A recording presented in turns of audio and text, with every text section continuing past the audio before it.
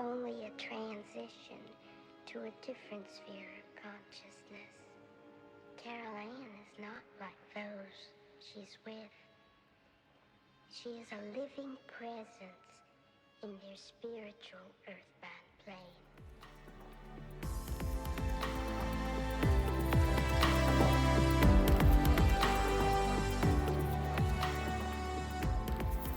Hello and welcome to episode 7 of the Talking to the Dead podcast. So those of you who have been following me through the previous episodes will probably notice that the sound sounds a little different this time, and that's because I'm actually on the road and currently in a hotel in Belgrade. So there we are. So it's Croatia, Belgrade, and it's a very different environment. Now, I felt I still needed to do the podcast because in some way, as I may have mentioned before, I've had the luxury of being able to do this again. And in a way, I'm making a pact with the spirit world, and I feel that it's my obligation, therefore, to keep my side of the bargain and to be available for the spirit world to come through me. And that happens once a week. It happens on a Wednesday. And I will do my very best to make sure that I keep my side of the bargain and be available on Wednesdays. So that's why it's just coming directly through my Mac and no special equipment at all. So it does probably sound a little bit echoey, so I apologize. So again, shortly before I thought about sitting down to do the podcast, I had a very strong feeling that a concept was coming to me that I felt that I needed to talk about. It's something that I suppose my guardian angel Titan has been talking to me about over the last few days, and it seems like every week I come up with some information which is quite interesting on the spirit world. So right now I think Titan will be with me, and I think he would like to talk a little bit about consciousness. So, consciousness. What I've been feeling and what I think he wants me to say is that probably one of the most important concepts for understanding what happens to us before and after and during our life is that we have an ability to have consciousness. And he's telling me that the most important message to give is that this consciousness is the root of everything. We have consciousness. Animals have consciousness. Inanimate objects have consciousness. Atoms are the fundamental basis of where this consciousness comes from. At the very smallest levels of existence, we understand things such as electrons and atoms and molecules. At the very fundamental of existence is the understanding that we occupy, and he's saying to me, we occupy the space that exists between the smallest particles of matter. And he's saying to me that it's quite often how people feel if you go out into outer space, it's just going to be limitless millions and millions of kilometers, miles of nothing. And he's saying that nothing could be further from the truth. I mean, you see when a spaceship goes through space, it moves. It's going through something. It's going through matter. It's going through that space which exists. And he's saying that we as a human consciousness are rather like that. We travel through a space, a massive space, and we are made up of tiny particles, while we're human, of atoms that make us what we are. And in the same respect, we as our consciousness could be represented as a tiny, tiny particle. He's saying to me that if you could imagine an almost limitless sized television screen made up of billions and billions of tiny little pixels, imagine just one of those pixels is our individual consciousness. But if you step back, it forms a picture, a pattern that is easily recognizable to the people who see it. But if you're really close up, you just see the individual particles. And as you get closer, these particles seem to be further and further away from the next particles. But as you get further away, they become part of one whole. And he's saying to me, yes, that's almost what he was discussing with me previously, and probably what Gabriel discussed last week, is that we are part of a whole. We are already part of one huge collective consciousness. But each of us have our own consciousness. And he wants to tell us what consciousness is, what this fundamental building block of everything is. And that's the thing that makes us what we are. It's our soul, it's our personality, it's everything that we are. It's what will inhabit bodies or any other object that we end up wanting to be part of. It's a consciousness that is in atoms, he says. It's in the smallest particles that we know of, and there is consciousness. And he says there's some misunderstanding, he feels, that people don't quite understand at the atomic level why apparently strange things seem to be happening. Scientists feel it's almost unexplainable how an atom, which in terms of its size could be millions apart from another atom, but if it rotates clockwise, its sister atom will also simultaneously rotate clockwise. How could that be possible? Because it's not something that is easily explainable in our scientific theory that we understand. So it becomes a paradox, and science doesn't really know how to explain it yet. Well, Titan is explaining to me that it isn't such a paradox, because we are linked. All atoms are linked. And there is this consciousness that connects. And it doesn't matter the distance, because it's immaterial, it's irrelevant. It'll always be connected. That's the consciousness. That is what makes atoms behave the way they do. And collections of these atoms form us. They all have consciousness. And we have our own individual consciousness that we inhabit a body, or we inhabit an object at one point, and we can then become anything we want.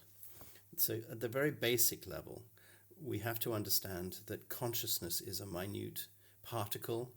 Everything has a consciousness, and we cannot get away from that fundamental.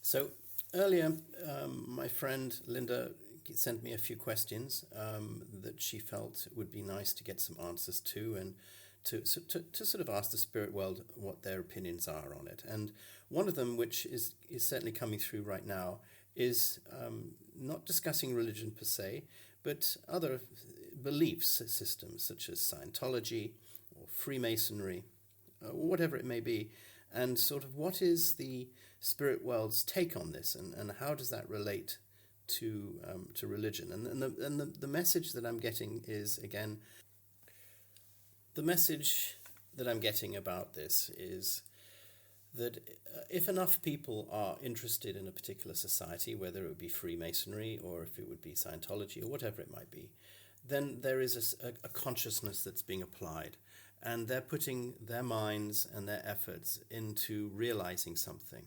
And the thing about consciousness is that it's a creative thing. It can basically create anything it wants. It's not limited by any force. It's the power of your imagination. You can create things with consciousness.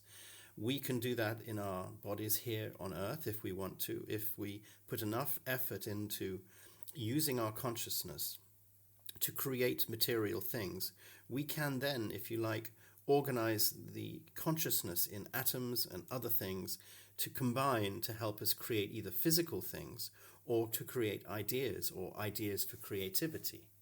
So when it comes to something like Scientology or something like Freemasonry or a belief system, if enough people have a focused view on the creation of a concept, then that concept becomes real, and it becomes powerful, and it becomes imbued with all the strength of the people that end up practicing it.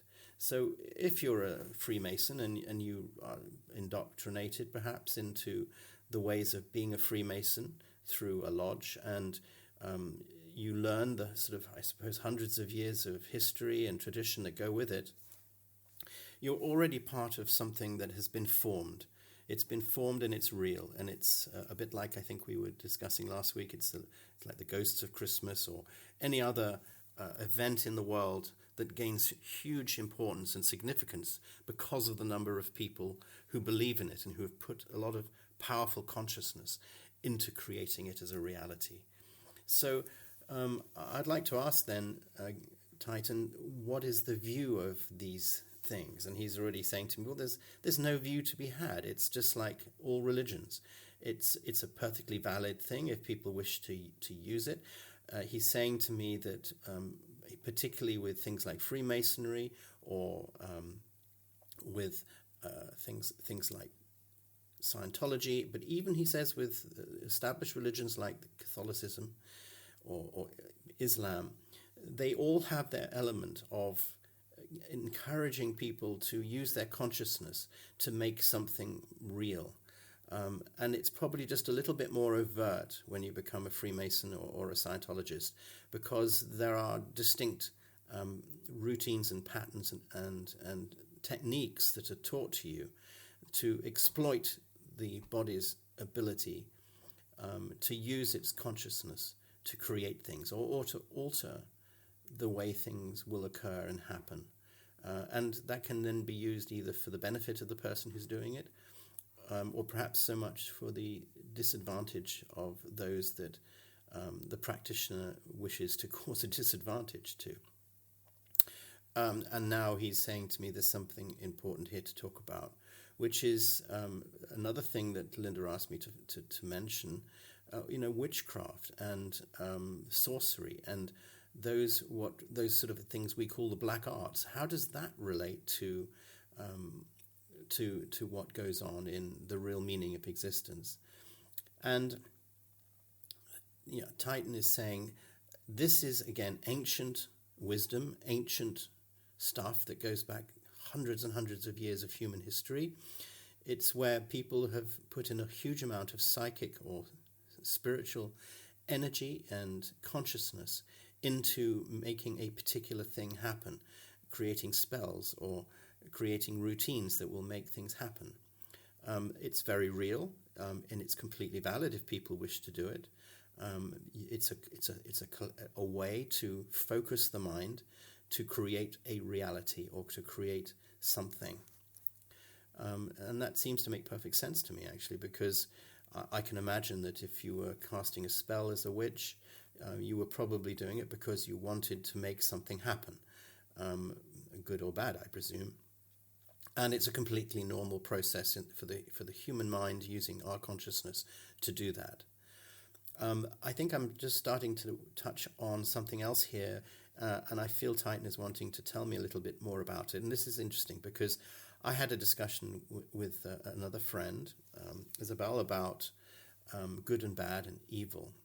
Because I think in many of the messages that I've been receiving, I've had this feeling that everything in a way seems to be just up to our consciousness. So how can we justify this talk of evil, or how can we explain evil that seems to, perhaps more in Hollywood than in real life, possess people?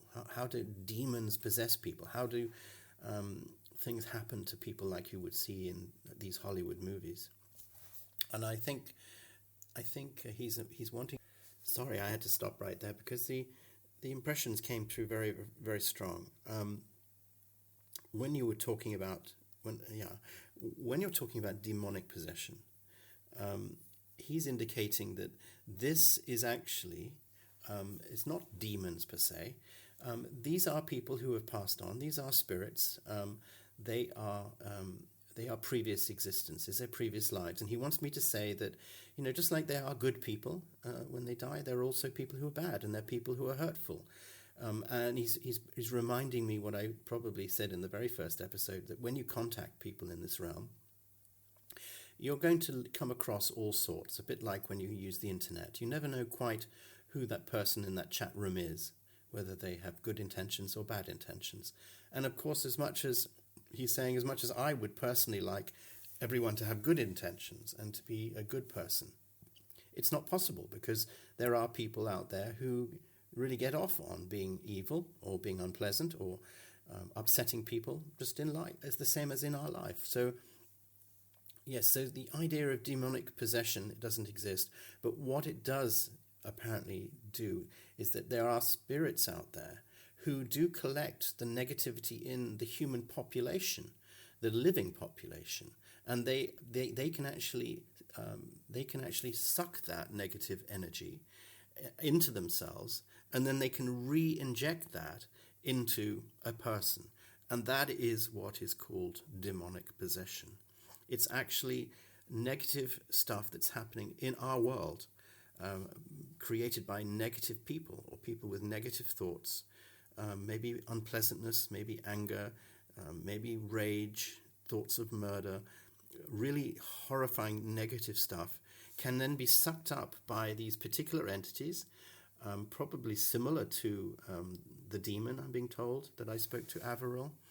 And they have really no other purpose than to suck a lot of that evil out for a good purpose. But in a way, they can also, rather than dissipate it and lessen it, it can actually then be refocused into a person. And it can usually be done through somebody who's willing to have that done to them. It's not so much of an accident. People actually will go out of their way to attract that negativity into their lives.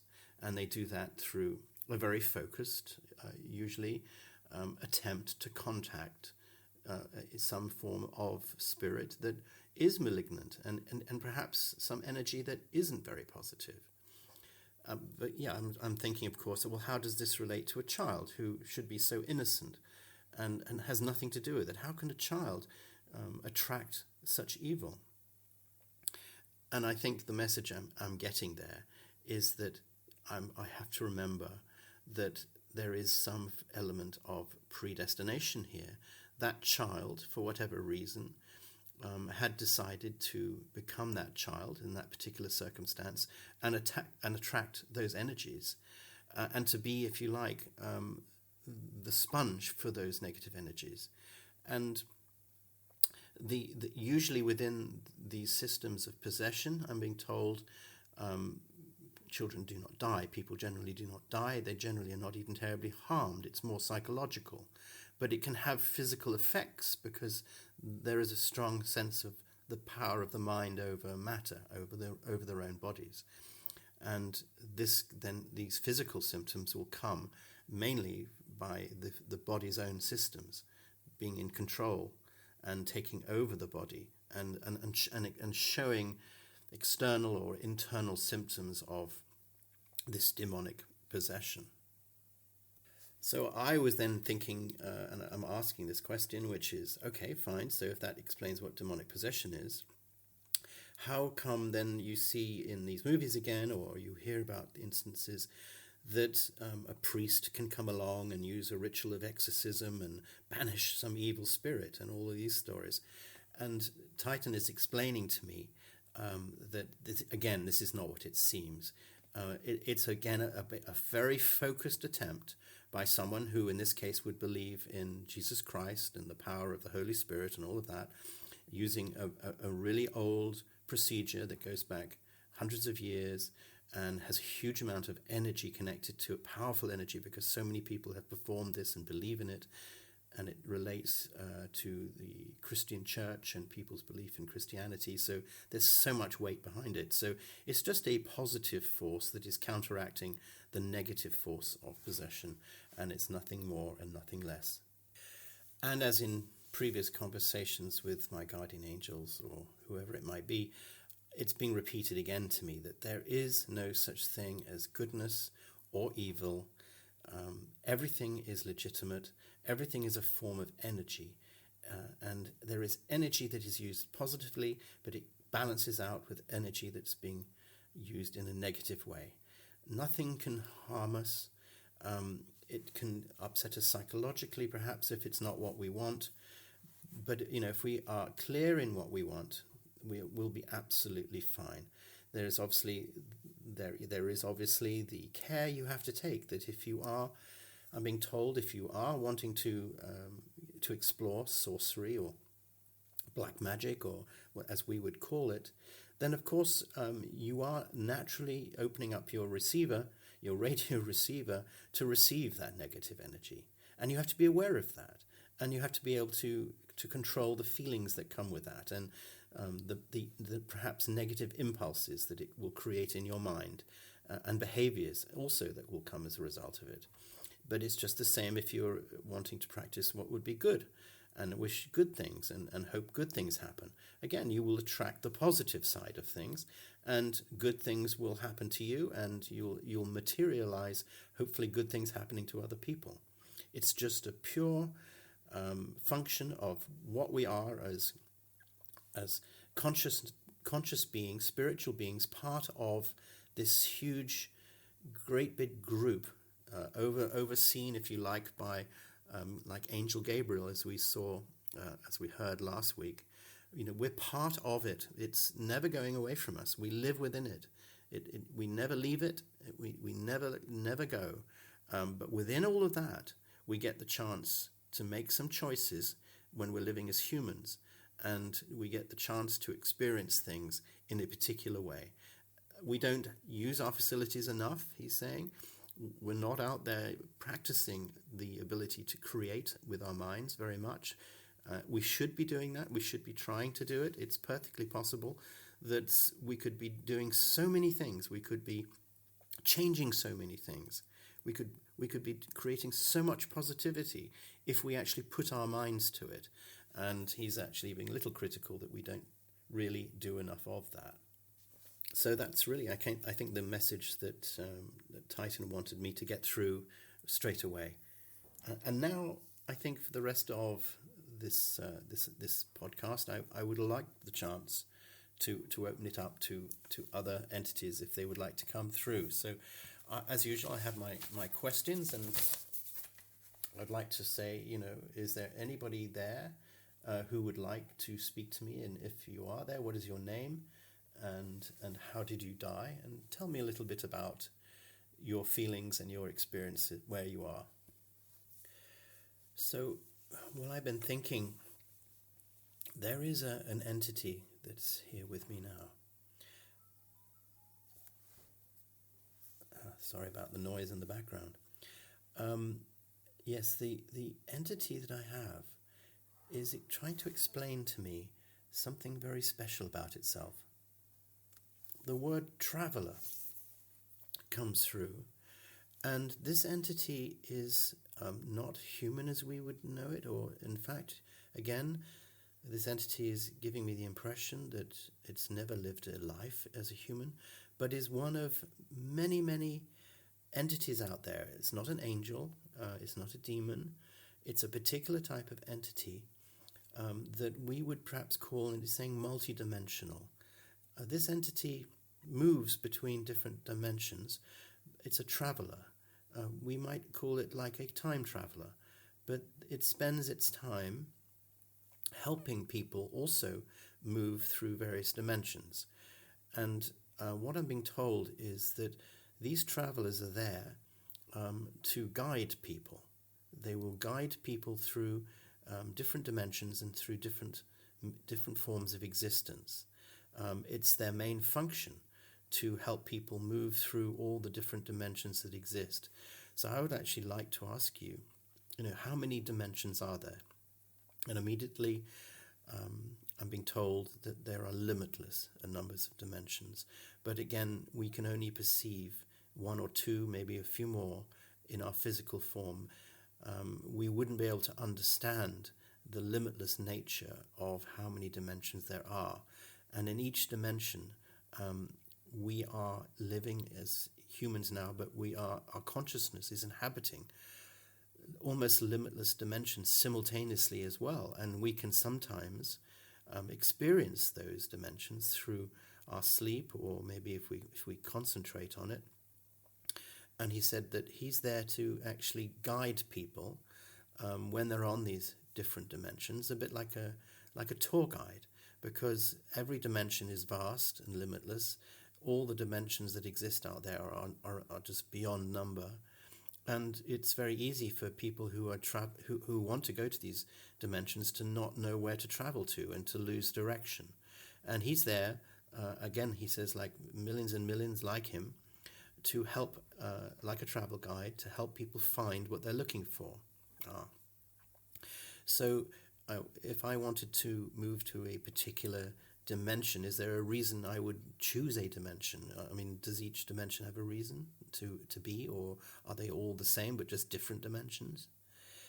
And no, the message is coming through that all these dimensions are in some way different from each other. Some dimensions have certain focuses, whether it's on a creative art or a particular experience, or music, or painting, or art, or reading, or writing, or every expression of human, but also he's saying non-human expression. They're things that we haven't even discovered yet, things that we just don't know about, that have whole dimensions devoted to them. He's saying almost a bit like a library or even a theme park, and they're very, very strong, and they're very, very real. They've been created again by almost limitless numbers of consciousness that have willed these dimensions into being. So he is there, very much as an energy consciousness that will be brought towards us at the point that we wish to explore, and help us and guide us to the right dimension where we will find the thing that is interesting us, the thing that we want to learn about. So could you give me an example then, for instance, of a dimension? He's immediately talking about the medical dimension. He says that there is a whole dimension that exists, and of course it needs a guide, because people will come there looking for cures for disease, or to learn about medicine, and then bring it back into our human existence, and it will be known as a medical discovery, or it could be a drug discovery. And he will guide people who will try to who are there trying to find their way around this massive medical theme park, if you like, and everything is there. Everything that we would ever need for whatever reason is there, and he kind of, almost like a librarian, is going to guide us into the right place to find what we need. That sounds really nice.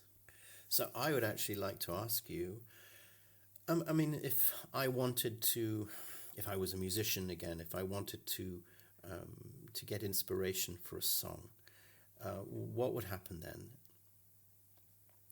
Well, I'm being told that this is what happens all the time. This is the basis of creativity. He says that all musicians, whether they know it or not, whether they're aware of it or not, are usually musicians because they have a particular adept skill at being able to tune into where that dimension is. And he is there to guide musicians to find what they're looking for. So if a musician is wanting to compose a particular song, or has an idea for a song, that idea will be the free will of the musician, and then that idea will then be put into his mind once he's actually found that created song, or the ideas for that song, in this dimension where all music has been created. That's an interesting thought. And he says it's the same for all forms of literature as well. He says that it's all there, and sometimes, when you're composing something, you're trying so hard as a human to compose some music, you might not be able to do it. But, if you actually relax, sometimes when you sleep, or if you meditate, it just pops into your mind. And I've heard that before. It just pops in, and sometimes it can be fully formed and it can be ready to go. And this particular entity, this guide, we'll call him the guide, is there to help you find what you're looking for. It seems to know what you're looking for because it can tap into your consciousness. There seems to be also an element of predestination there as well, that in a way one has already chosen before we've become physical, that as a musician we will be seeking music, and he's kind of ready, if you like, at the right time for us to find what we're looking for. I'm wanting to ask, is it possible that more than one of us, our consciousness can actually go at the same time? Can we travel in groups to these different dimensions? And he's saying, yes, most definitely. In fact, he said that is the norm. It's not that often, even when we're sleeping and we're solo, that we're going just on our own. We're usually going with groups of people. And he said that, and he's explaining to me now how that is what somehow we do tend to remember if we're dreaming, and we might well meet people in our dreams regularly, are the same people, but they don't exist in your physical life, but they are with you because they're your spirit companions, and quite often they're out there forming groups of like-minded consciousnesses and seeking out the same thing together. And he's actually saying to me, it's quite funny, he said that you might think a band like the Beatles or whoever it might be composed their music just on the earth plane. But he said that the four members of the Beatles, for instance, might well be traveling in their own astral way to the area where the music is, and being guided by this guide or other guides like him, and they will be together or they will be with other musicians. So he's saying someone like John Lennon may well have had many spiritual companions who he would compose with, and almost have their own different bands in this spiritual zone, and they would rehearse and they would practice and they would hone the music so it was to their liking, and then they alone would come back and present this as either a fully formed idea or as a work in progress that the people in the Beatles, for instance, would then be able to work upon. But he said it all eventually, though, was something that was communicated and channeled through the various members of the group. And, in a way you feel like, oh, look what we've just created, but it was something that was meant to be. That composition was supposed to be that way because that was the composition that is out there that they were seeking for. Well, that was very interesting, and thank you to that entity. And I think we have time to ask again, is there anybody who would like to make contact through me here, sitting in the hotel in Belgrade? Is there anyone who feels very strongly that they want to say something or to teach us or to tell us about? I'm getting a very strong impression of fire. And in fact, while I was thinking about that, the candle that I have on my table, because you may not know, but every time I do this, I have a candle, a white candle, and I have an amethyst crystal because I was told that is very good at warding off evil. I don't know why I do it. I just felt I should at the beginning when I started this. Probably quite unnecessary, but while I was talking and when I was thinking as well, the candles suddenly started getting fainter and fainter, and just now it nearly went out. So I had to quickly get hold of the candle, and I poured some of the wax into the dustbin under my hotel desk here. And in the process, I sort of burnt the edge of my thumb. And then I had this really, really strong feeling that the building that I'm in, which I believe is a really old building here in the center of Belgrade, it had, sorry, not Belgrade, Zagreb. I'm in Zagreb, not Belgrade. I'm in Zagreb, Croatia. I had this really strong feeling that this building had a terrible fire. I have to look into that, but it had a terrible fire, and I'm making contact with a person who was killed in a fire here. Obviously, he was a citizen, and he was in this building, which wasn't a hotel at the time. And he said that many people were killed in this building in a horrible fire. And he's just passing that to me and telling me that actually where I'm sitting now is an area where some people were killed. This fire, by the sound of it, happened a long, long ago. And we're talking, I think, probably 100 or 200 years ago. And actually, when I'm talking about it, I can feel the heat, I can feel the pain, I can hear the screams of people. I can hear windows breaking and glass smashing. and I can almost smell the fire that was here. And I'm just being shown that this building has those memories in it still. Its souls, in a way, were somehow not so much trapped, but are connected very strongly to some terrible, terrible thing that happened in this hotel hundreds of years ago, or this building hundreds of years ago. And this fire is something that had obviously a major effect. And I'm being told now by Titan that this is also something that's quite interesting for me to learn, is that when there is a great tragic event like a fire and even an earthquake, I'm being told, and I'm being told that there was a very bad earthquake here in Zagreb, I believe in the 1800s sometime, and there was also one more recently in 2020. But I'm being told that natural disasters such as earthquakes or volcanoes or sort of man-made or random things such as fires or disease, and again I'm being told particularly there was terrible disease in this city, and again many people died. And I'm also being told there was murder. There were thousands of people who were murdered in this city very recently, I think, in political strife, and in a way I'm being told that the streets and the buildings are almost soaked with the dark memories of disease and death and murder and natural tragedy. And this creates such strong energy that it attracts, and that's where the old stories of haunted houses come from, or the feelings that people feel when they go into places, is that this is a very powerful conscious force that's been created by these tragic events, and they somehow soak into the buildings, and the buildings and the environment absorbs everything that's happened.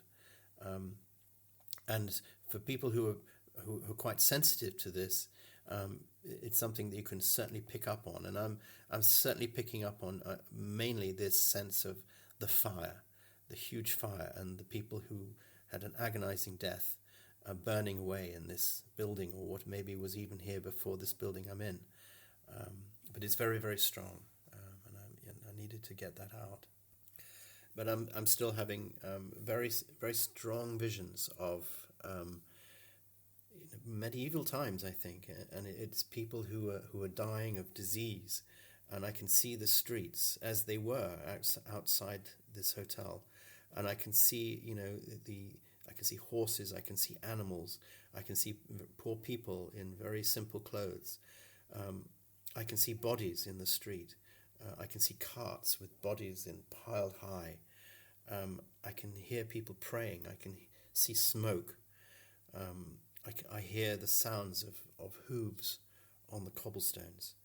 I just get the impression of a huge amount of death in this city that has occurred over hundreds of years, and it seems to be so much stronger. I mean, I don't have those feelings in Cologne where I live, or in London where I've lived. I've never felt it so strongly, that everything still has an imprint of really bad things that have happened. So before I end, is there anyone else or anything else that would like to come through in the last couple of minutes? I feel, when I was feeling I needed to put my hands together like I was going to pray, I feel there is a presence here who was a religious person. I think he was a priest, and this was, again, long ago. I would think this is hundreds of years ago. And this priest is praying, and he's praying with people who are dying. And I think he's giving them the last rites, and he's helping them, giving them some comfort in their dying moments. And he's going almost, he tells me, he's giving me this impression that his life was really spent going almost door to door, going through the streets, helping people, and praying for their souls and giving them peace and blessings. That's really the strong feeling I have, and I think he's right here now. But thank you all for coming.